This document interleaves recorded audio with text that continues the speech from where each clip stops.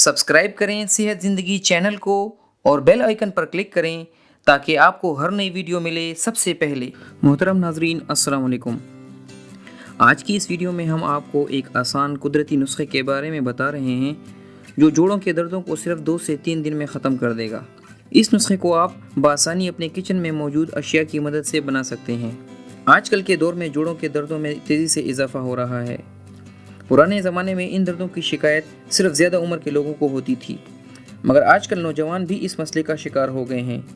दोस्तों, जोड़ों में दर्दों की वजूहात में हमारे खाने पीने की गलत आदत और तर्ज ज़िंदगी शामिल है।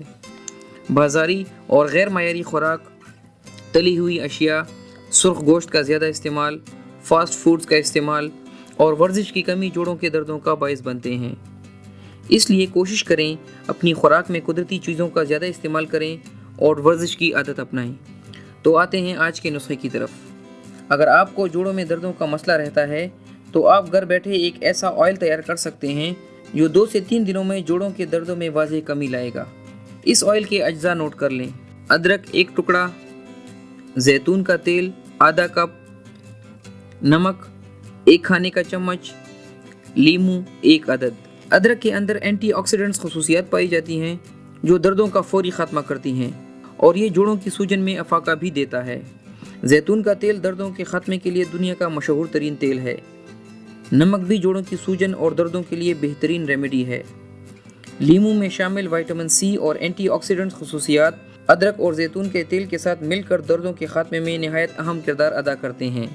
तरकीब: 1 बर्तन में आधा कप जैतून का तेल लें और इसमें अदरक के 1 टुकड़े का रस शामिल कर लें। अब इसमें 1 चम्मच नमक डालकर इसको 5 मिनट के लिए हल्की आंच पर गर्म करें। इसके बाद जब ये ऑयल ठंडा हो जाए तो इसमें 1 लीमू का रस शामिल कर लें। रात को सोने से पहले इस ऑयल को दर्द वाली जगह पर लगाकर 5 मिनट के लिए हल्का हल्का मसाज करें। दोस्तों, सिर्फ 2 से 3 दिन के इस्तेमाल से आपको वाज़ेह फ़र्क नज़र आना शुरू हो जाएगा। दोस्तों, इस रेमेडी को इस्तेमाल करें और कमेंट बॉक्स में हमें रिप्लाई करें। अगर आपको आज की वीडियो पसंद आई हो तो इसे लाइक करें और अपने दोस्तों के साथ शेयर करें। अल्लाह हाफिज़।